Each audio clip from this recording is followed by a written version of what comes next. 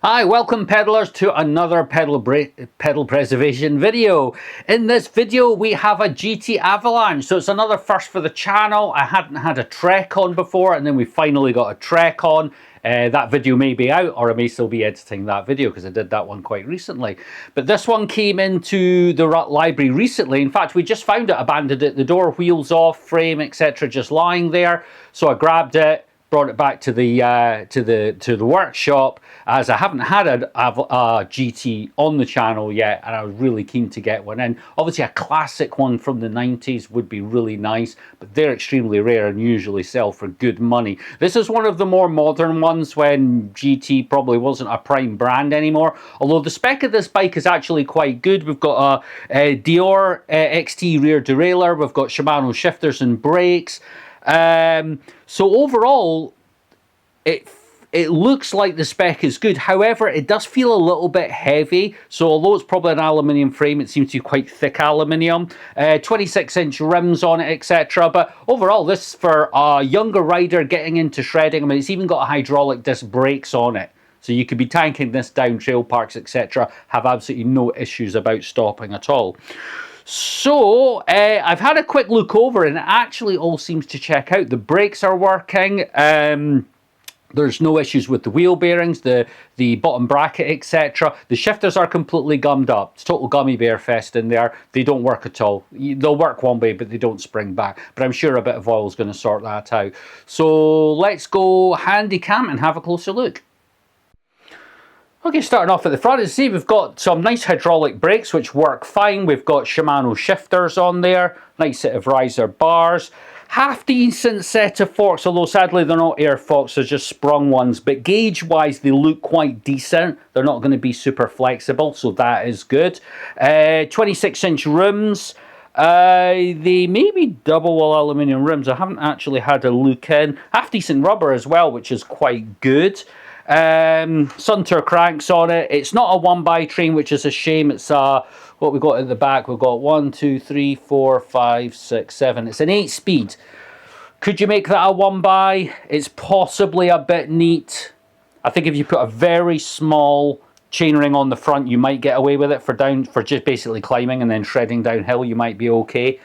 So you could do it. We're just going to leave as is because I don't know who's going to get it, and if it is a kid just wanting to blast around into school, etc., then obviously having the cassette on the front is going to be absolutely fine. Is it Dior rear derailleur, so that's good. Back tire's obviously been changed at some point. There's still tread on it. I mean, if I've got a spare tire, I will put it on. Again, we'll see if the bike demands it. The always issue with kids' bikes is there's a limit to how much they will sell for, so you got to be a wee bit cautious how much money you're putting into it. So we've got to just kind of see how we get on, but it's cleaning up really nice and it looks like we could get half decent money for it. Then we can spend a bit more money on it. But I've had a quick look over it, as I said earlier, and everything seems to be working all right. I'm just hoping it's going to be a sort of general clean-up. But great to see a GT in my workshop. That is awesome. Look at that, even those grips as well. I don't know if they're original or something, but they do look kind of special. I might do a bit of research on those and see how they come out. Right, let's get to it. So this bike is definitely worthy of a wheels off to get in and really clean it, check all the bearings, etc., and the brakes. So I think first things first, we're going to give it a wash down. So unusual, obviously it's got full length running cabling, etc., so we're probably going to have to pull the cables out. I'm going to see how they are, because actually looking at the cable, especially that one on the back there, that actually looks like it's brand new. So the cables might have actually already been done, and it's the shifters that are sticky. But to get a better cleaning job, we want to drop all these cables. Now, unusually enough, normally, as you can see on this back one, the cable's just been tie wrapped in. But the rest of them are the original clips, which I'm not sure how you take these things off, but they should just unclip. That is unusual because these things usually get lost straight away. Okie dokie, that is looking a little bit more accessible. Let's give it a spray down. Ooh, I've got virtually none left. It's a bit of a pain. Maybe just enough. Ooh, we're going on full foam now. I don't want to go out in the cold to get more. That's quite a nice white paint finish. I think it might be pearlescent white. Yeah, I could drill it down with a little bit more of the cleaner. There's a little bit of spotted corrosion on those stanchions, but I'll be honest, it'll be minimal effort to take that off.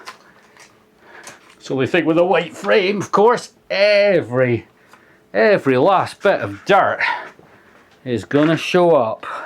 Right, I think this is going to be more of a basic clean because I'll need to get some more muck off in my cleaner and do it properly, but that just gets the, I think gets the bulk of it away because there's still lots of it left. What I need to do is give it a really good soaking. In fact, you know what, I'm going to check the chain right away, because if it's knackered there's no point me doing anything with it. Yep. I mean, it's borderline, but as this is going to be a nice little bike, I think we're going to put a new one on it. Let's back everything off. Put it on. That one. The back in first. This type of chain splitter. It's like two bits that. There we go. That's it split. I'm going to see if I can try and get it where the pin doesn't fall out on the other end. Just for practice. It's good to practice that. Oh, there we go. That's exactly what I was looking to do. But sadly, we weren't saving this chain. In fact, I've gone the wrong way, because the pin will stop it going through the derailleur.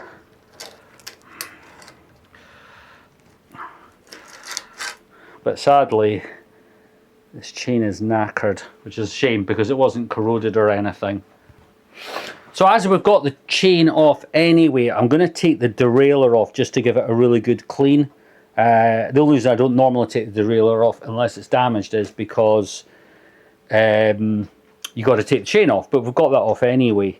So we may as well, for the sake of one bolt, take it off, clean it all nice and shiny, stick it back on. Although I've just had a thought, I'm going to have to, damn it, I'm going to have to snip that off. Which is a shame, because usually you snip it off and then it all starts unraveling. But you know what, that might actually work out as a good thing, because I think if we're going to give that chain a decent lube, not the chain, sorry, the inner a decent lube, because the outer is the full length, we're going to have to take it out anyway. But that's a long cage derailleur on there, so that's quite modern tech. But we can, yeah, we'll get that in the degreaser, because just looking at that, see all that? That's just baked on dirt. Right, the derailleur's now been through the ultrasonic cleaner, so that's all clean. I popped the jockey wheels off and gave them a little lube, because the cleaner will obviously strip all that out, and now that's ready to go back on.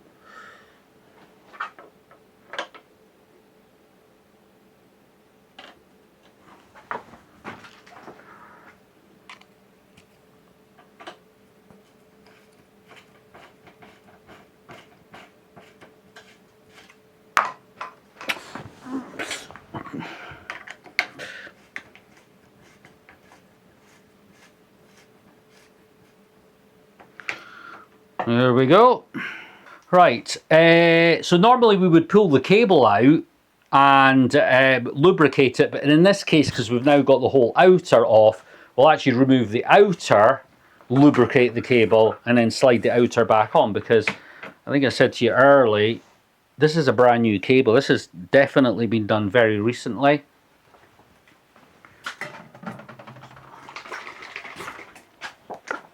So I'm going to use my chain wet lube to do the whole cable. Oops. Because it's a full length outer. Going that way. Let's feed that back in. Yeah, there would be absolutely no benefit whatsoever to have removed that cable. Now, what I'll do actually, I'm just going to use one of the wee clips just to tack it in place just now, just keep it up and out of the way. My hands are all covered in oil now. Oh, there we go. In fact, what I'll do, I'll put a couple on. Unfortunately, I did manage to break one, so unfortunately one of them is going to have to be using a tie wrap, unfortunately, which I'm a bit miffed off about, but there's not a lot we can do. Right, so that is temporarily in there because we'll need to adjust the cable, etc. Now, I'm thinking, because this shifter is absolute solid. I don't know how I'm going to get around it, but I'm going to have to spin this around and take the cover off because I've put some oil in there and it has done nothing. Right, so it's just a case of slackening off every time. I always get the wrong one. Spin that over because the cover is on the bottom. It's what I want to get into. But see, it's just, oh, huh? That has literally just suddenly come to life. Maybe I'm not going to have to, well, that was strange. Well, that was about. Of course, are we getting the full throw though? That's the thing.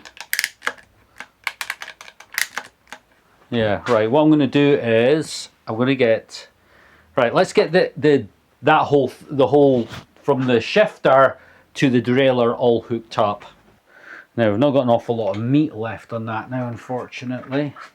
Oh no, I need to shift it all the way down. What I'm going to do is I'm going to put a furl on the end there first before that frays, or I will come back to regret that, because I don't want to have to change a whole brand new cable for no reason at all. Let's get this back through. Goes in there.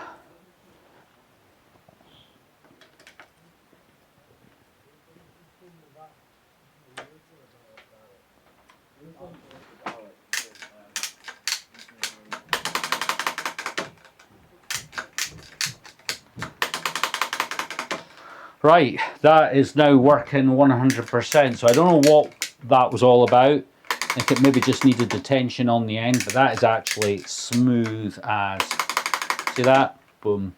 So that's a good one. Right, I'm going to do something similar on the front derailleur where I'm going to take the cable off. I'm not going to take the furl off the end though, because there's not an awful lot. That's kind of pretty much where it's mounting, so there's very little on the other side. So I think what I'll do is, because assuming when this got a new cable, whoever fitted it lubed it, at least I hope so. So what I'm going to do is I'm just going to apply oil, like pop it out of the housing at the front. Right, so when we were doing the brakes, I'm just going to apply the oil to here. And I'm going to apply it at the other end as well. I'll just move it backwards and forwards over that length, and to be honest with you, that does feel really free, so I don't think there's any issues with, and that'll just work down over time.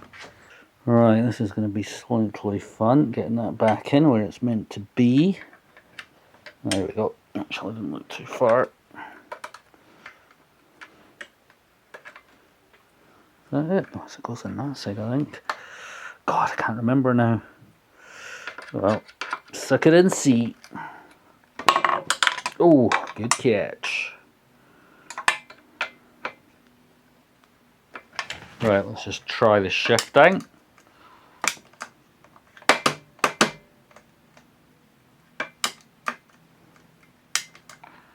It just feels really tight.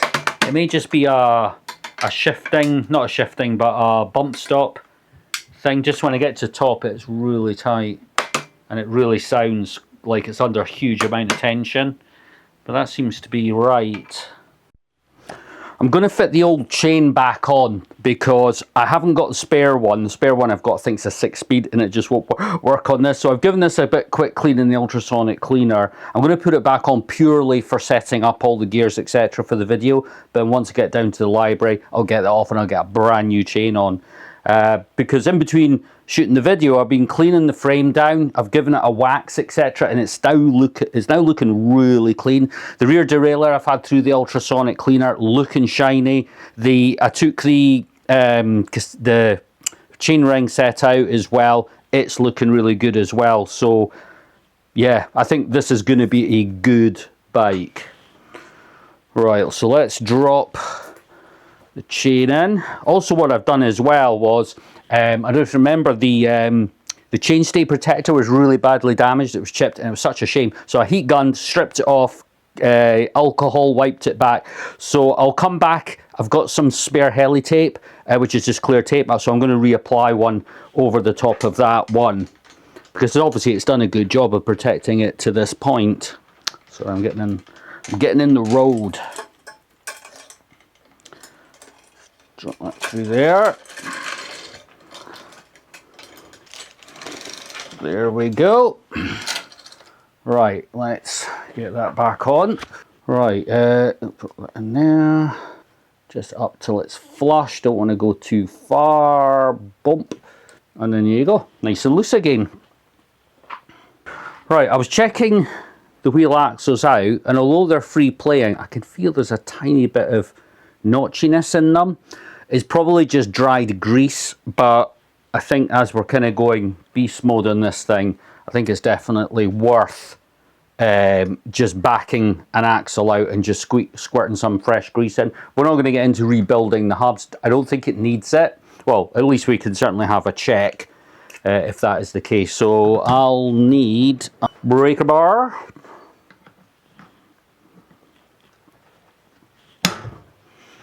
And we'll need a cassette tool. Oh, actually it wasn't harder than it looks, because that whole cassette was loose. Probably should have just tried it by hand and it would have just simply come off. I'll tell you what I'm going to do actually, because I've got the ultrasonic cleaner all warmed up, etc. I'm going to just stick this cassette in there and just give it a bit of a clean. Right, let's have a look. Freewheel feels good, so there's that. Gonna give this a wee degrease. PT's degreaser, PT's brush. I have to say, I'm really digging this stuff. Just the brush is insane. I don't know why, it just seems to work really well.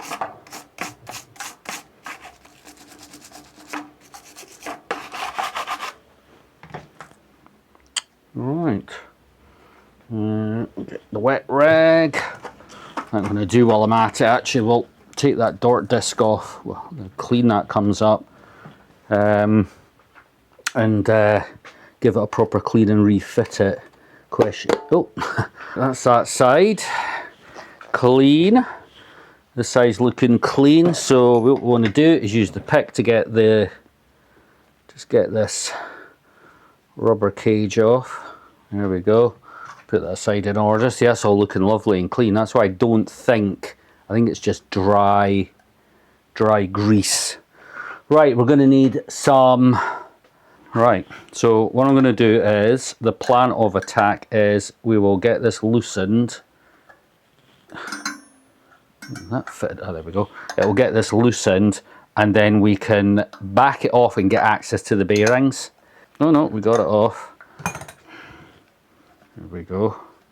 So we'll take this nut. To be honest, you could probably actually leave the nut on. In fact, we'll take it right off, because that will give us more room, remembering the order. Now, here's the important part. You've got to hold it at the back, so that when we start unscrewing this part, in fact, what we're going to have to do is put our spanner on the back half, because that cone, this is the bearing cone, it's still a little bit tight. But yeah, the reason is if it's dry, all the balls will want to fall out. So we just want to keep the pressure on the back side. Want to get enough room to get the tip of my grease gun in there and squirt the fresh grease in. So I do not want us to disturb the balls. Actually, what I should have done first is check the... Right, I think that should be Packard. Right, now I'm going to screw this back in. I'm not just going to push it back there, because if you push it back the other way, what I guarantee will happen, all the balls from the other side will just shoot out. Just, it happens. Because that's a fruit and sod's law. See, it's feeling a wee bit better already, and we've only done one side. Right, so I'm now going to hold the back cone and start unscrewing this side to bring this part of the axle back out. If you put your finger on the end of the stub axle, then you'll feel it coming back out. So that's given us now good access to the balls. The best way to do this is to do it flat. Right, so we're now going to start screwing that back in. And hopefully none of the balls have fallen out of alignment, because if that happens, this is not going to screw back in properly, but it actually looks like we're doing not too bad. Oh, yeah, it's just, you wouldn't believe the difference that makes. The grittiness is gone. Right, sweet. Right, what we can do now is put the bits back on, and then the unfortunate task of getting the tension on the cones. It's still a bit grey, but I think that's just, it's what it is. Right, so that's it tacked up. Just don't want any play, but we don't want it to be too tight as well, especially if the bearing's a wee bit worn or there is actually any pitting at all.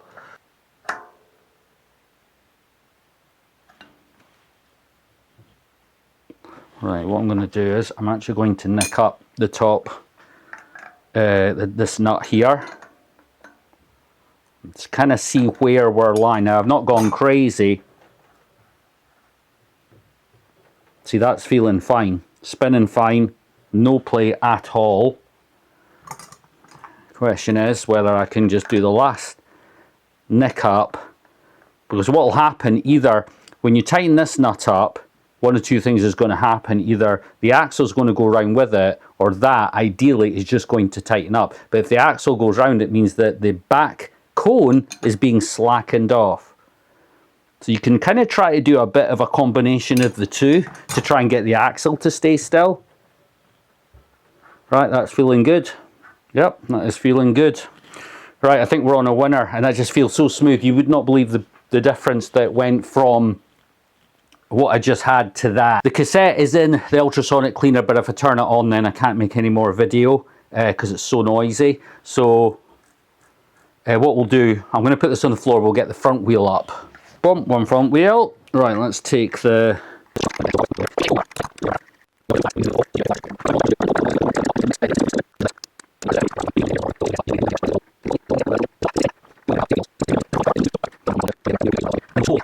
Just want to get it where it's just enough that it's nicking up, it's not moving. So time for some air, I think. We need to know whether these tires are, because obviously they're both flat now, so we need to know whether they are actually holding air. Let's just double check. Bar, but where's PSI? 35 to 65 PSI. That's actually quite a lot. So 35 to 65, so let's go 50-ish. 40. Actually, we're going to 60. 60. Oh, that feels rock hard. Yes, I know the wheel is still dirty. What I'll do is I'll actually clean that when I get it on the bike. Other wheel. Yeah, it's just a bit easier actually, because I don't have... I've checked the true of the wheel, and both the wheels are actually... I did a wee bit adjustment on one of them. Whoop. Didn't get that tight at all. I got one of them was perfectly true, other one not so true. Right, what I'm going to do now is I am now going to put the ultrasonic cleaner on and get that cassette, and then we can get that back on, get that on the bike, get it cleaned. So cassette out the ultrasonic cleaner. As you see, it's just, they're amazing things, ultrasonic cleaners. It's just come up so nice. So I'm just going to put some anti-seize on here. Just going to brush this on.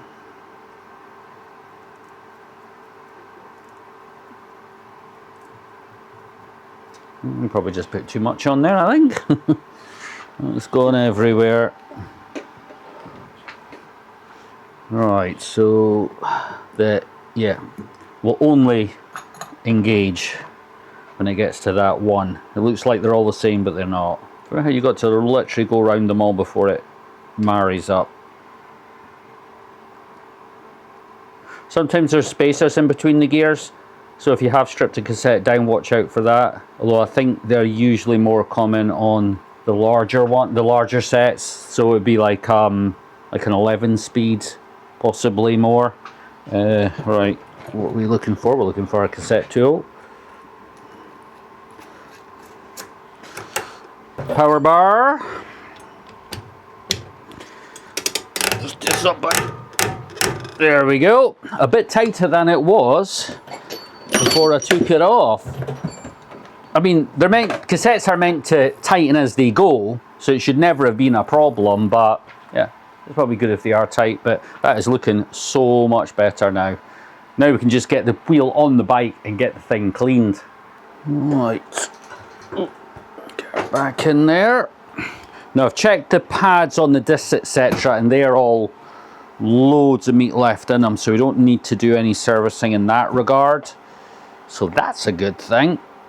Oh, there we go. Right, let's clean this wheel. Right, okie dokie. So it's a huge difference when you've got your rims all nice and clean, tyre walls cleaned.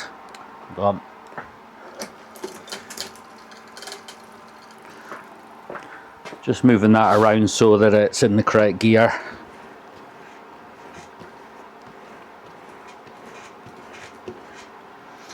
Do that, and then we can just get in between the spokes.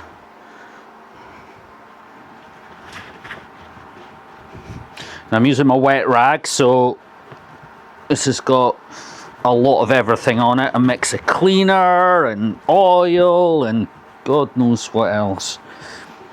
And once we're done, we can go back with the dry rag for the finishing off.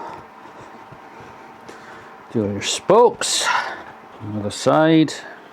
Just watch the wheel disc, not the disc brake, for you don't want to get contaminated, otherwise it's just going to howl, and then it'll just be another bit of work taking that off and decontaminating it. Right, let's go into the wheel hub.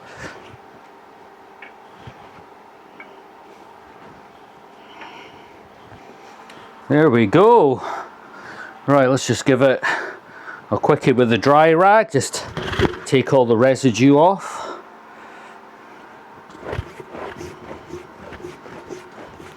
You could probably just concentrate more on the wheel rim rather than the tyre, because leaving a little bit of residue on the tyre is just going to keep that shiny, which isn't a bad thing. There we go. You can see that, but that's a huge difference. So same again with the front. Get the wet rag on first.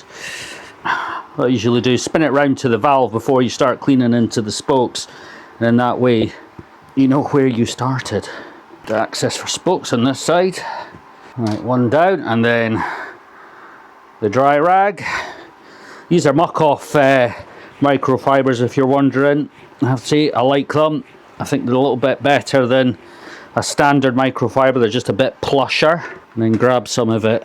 Although I have to say, their cleaners and stuff, well, not the cleaner because I still use a cleaner, but I am starting to go over to PT's products, which once again you can pick all that up on special offer quite regular.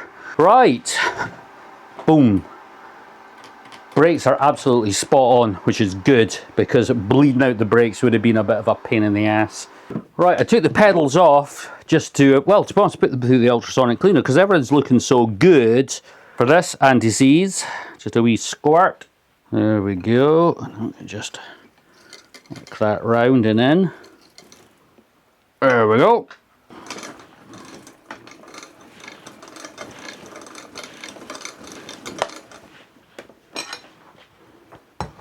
Right, let's do the gears. And we have a bit of work to do. Right, let's see where we are at. 1, 2, 3, 4, 5, 6, 7. Rubbing's on the front, but that actually, sweet. 1, 2, 3, 4. Gonna get a little bit of tension on the front. Let's go back down again. 1, 2, 3, 4, 5, 6, 7. Yep, that is tickety-boo. That's how we go at the front. So if we drop right down, cool. Let's see what sort of range we've got. Tiny touch there. No bother there. So we could, what we can do is we can let out the bottom. This, of course, we'll get the right screw. And then see where we are when we shift up 1. In fact, not shift up 1. We'll shift down on the rear first just to see. Yeah, see that's hitting a lot now because we allowed that just to back off slightly. So it's always can be a compromise with the gears just to get it right. Right, see that's it's fine. Do we get the range at the other end? That's the thing. Oops. Shifting the wrong ones. It's a slight touch. Might have to be a lesser of two evils. Because that, chances are going to probably be in the middle sprocket the most. So let's see if we can get the range on that one. See, it's touching again. But not there. Right, top one. Let's see where we are on that one. And it's touching as well. So it's kind of, to me, it wants to go down. That seems might be more of a happy chappy for everyone.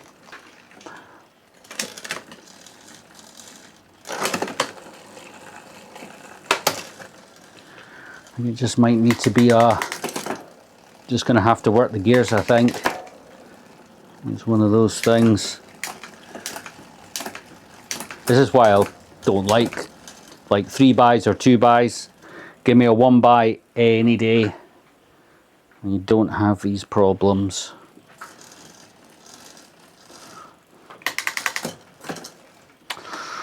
Right, looking sweet though. I mean, look at this bike, it's great. Of course, one thing I still have to do is the corrosion up on the front forks. So you see we've just got some very light pitting on the stanchions themselves. Best way to take it off, kitchen foil. Just kind of scrunch it up, just pull any cabling and that away from the stanchion, and then we just rub it. Because the foil is stronger than the rust, but it's not as strong as the chrome finish, you see. So that just takes it all off. I mean, you might get some very minor pitting left behind if the rust is severe, but I've rarely had instances where I haven't been able to make a massive improvement. I'm just using just a little bit of muck off cleaner just as a kind of lubrication. You might want to degrease it first. It feels a wee bit draggy, and I think that's just degreaser, not degreaser, old grease on the fork stanchions. So I'm bobbing about there. There's a few bits left. Shouldn't have them all. If you do find that you've got something a bit more severe going on, then you can use steel wool and stuff, but it will obviously take the shine off your stanchion. So let's just see where we're at. Obviously it's going to leave a bit of grease behind, but you can see massive improvement. Definitely an improvement. Right, let's have a little dive into the cartridge. So this is under here, we just got it's just a spring. It's not an air shock, and you would normally have like a valve for pumping up to get different loads. This is the wee pre-tensioner. When you turn it, it'll just move this plunger part up and down. Okay, so now what we need to do to get the spring out, we just need to compress the suspension and then out it comes. So what we're looking for, if there's any contamination, so there is water in there, so we are going to need to clean that out. So I find the easiest way to do it is just with a bit of alcohol down the bore.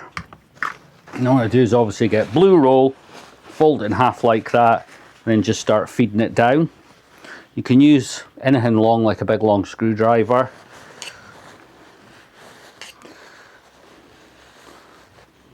Go as far as we can, and then we just start twisting it. And then what that'll do is it'll all snag up inside the barrel. And you probably see it's all going round now, so that's now cleaning out the barrel. Or the inside of the stanchion. And there we go. Let's get all that clean and get some fresh grease on there. So just want to just go for it with the grease. Oh geez, this stuff gets really thick when it's cold. Right, I really want something to just spread it all on my fingers.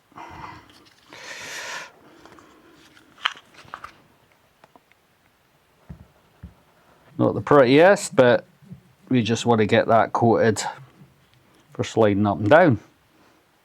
Let's get this back in. Just make sure you push the suspension back down again, otherwise it's going to struggle to go in. Right, I need to put, because it's obviously trying to get out the top, you know, it's not wanting to push down, so you've got to kind of use your thumb and the spanner at the same time just to kind of get it started, and then you can tighten away. This is just a regular wrench, by the way, which is one of these good things with these.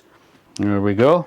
So the front fork is just sounding a little bit either tight or dry. Now I've tried just putting some lube down into the seals here, which should really do the job, but it just sounds a little bit, not rough, but tight. So what I'm going to do is I'm going to pop the stanchions off. Oh, guess that was going to happen. Now, we're slacking these off, but we don't take them off all the way. There is a reason, because the lowers tend to stick. And then what we want to do is put them on. We hit it with a hammer, and what it does is it shoves the suspension rods back up into the body. That way we can pull the lowers off without any issue. Well, one, I'm going to I really didn't want to take the brake levers off, but the brake calipers off, but I'm going to have to, because this is not going to drop down. So I'm going to have to do it, which means I'm now going to have to realign the suspension, the brakes, which is not a big job, but sometimes, you know what, if it's just working as it is, don't need to upset it. Sorry, my arm keeps getting in the way. Right, so we'll need that back, but also there is a mount for the cable. Undo that as well. This is the only thing when you get your bikes are a bit more sophisticated. Start growing arms and legs. Right, this should just all pull off now.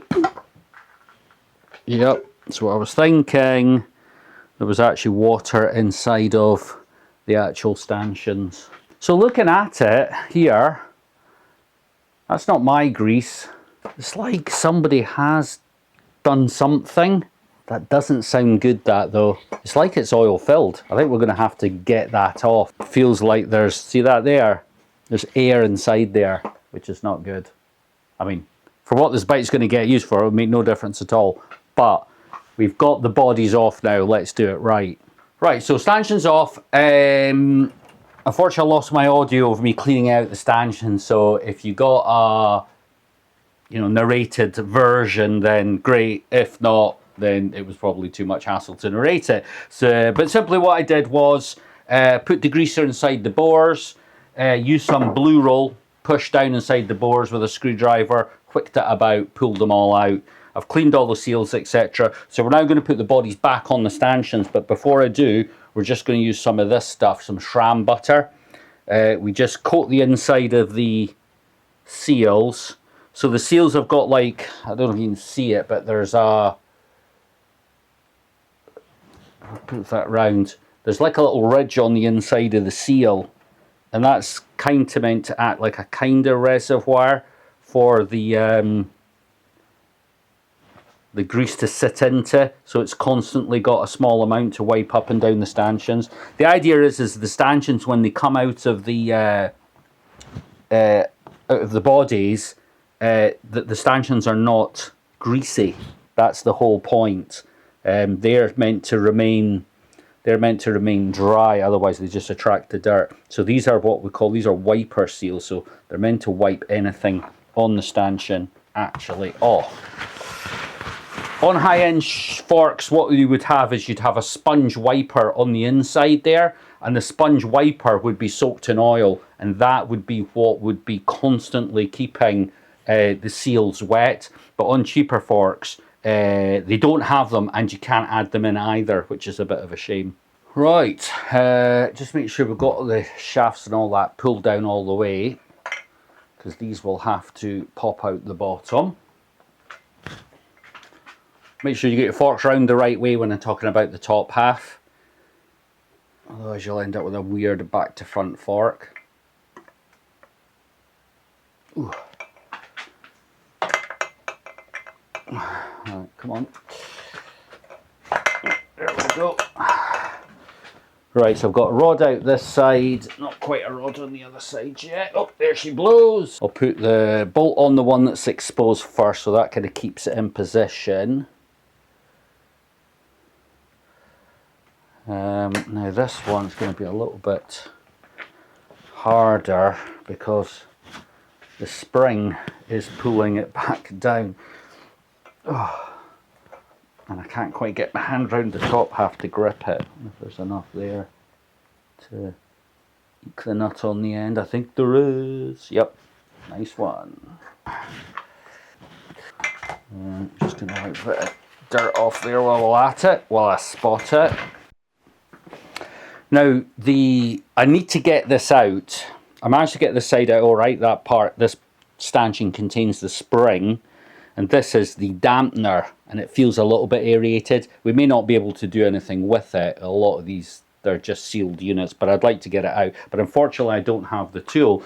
Now, what I did was I 3D printed myself a tool. Great thing about 3D printers. Unfortunately, it wasn't deep or strong enough, and it just broke. I've printed myself another one, and now I've actually managed to misplace the one that I printed. Otherwise, I would have done that one right now, but I'm going to have to look back round. So we're going to progress with the bike. As soon as I find the tool, we'll get that done. Right, time for the brake caliper. Thing of note, make sure you've got the cable coming down the front. Otherwise, that ain't going to work. So it comes down the front, and then it will come round to the back, so the cable is actually tucked on the inside of the wheel, just that way, so it doesn't like catch on anything. So spin it around that way so you can see. So we're just going to screw this up, nick it up, and then back it off so it stays loose that way, because I'll need to now readjust these up to suit the position of the disc when the wheel goes back on. But I'm not going to tighten it up so that the wheel will go on, but also it reminds me that it's to be tightened. Alright, put this clamp back in.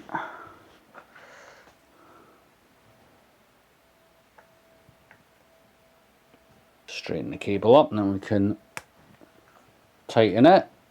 And it just keeps everything all nice, and as I say, we'll be coming back to that as well as coming back to that.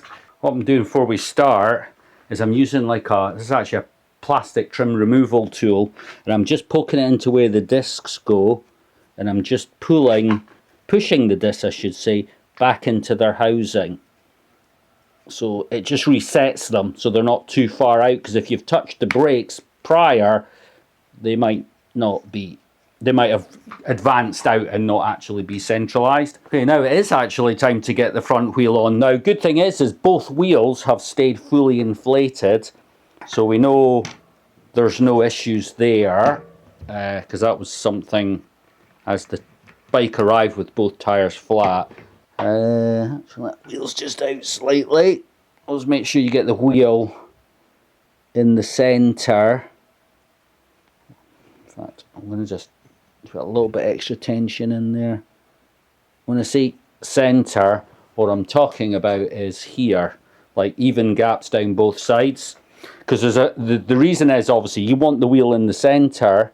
In fact, still out slightly, but it's also for for the disc alignment in here.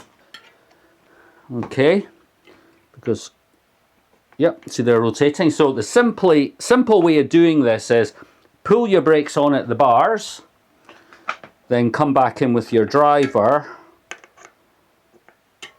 and then slowly, this is where having a three-way is not such a good idea. Slowly start to tighten up. As soon as you feel it starting to tighten, stop, and then go over to the other one. Because what we don't want is the tightening of the bolts to move the caliper, because that'll just defeat the whole purpose. So as soon as that feels like it's tightening up, then come back to the top, and then we can just do the final tighten there, and hopefully, there we go. The brakes are free as a bird. And they do actually feel really good, considering we've done nothing to the brakes. So totally unrequired, this is purely aesthetic. We're going to get some tire dressing on the tires, because the whole bike is just looking so good now. You dress your tires, just looks insane. So for doing sidewalls, we can put it on with a rag, but for doing the tread, this is just turtle wax tire dressing. It's dead cheap, and then we can just paint it on, just swirling it around. You would not believe the difference that this makes. It just takes all the dirt away, and just gives the tire like as if it's just come out the factory, albeit yes it is totally worn. Right, I'm just going to put it on the rag to put it on the sidewall. The good thing about this having disc brakes is we don't need to worry about getting it on the rims. I'm not going to show you this on the back wheel, there's no point, because it's exactly the same. Oops, swinging all over the place here.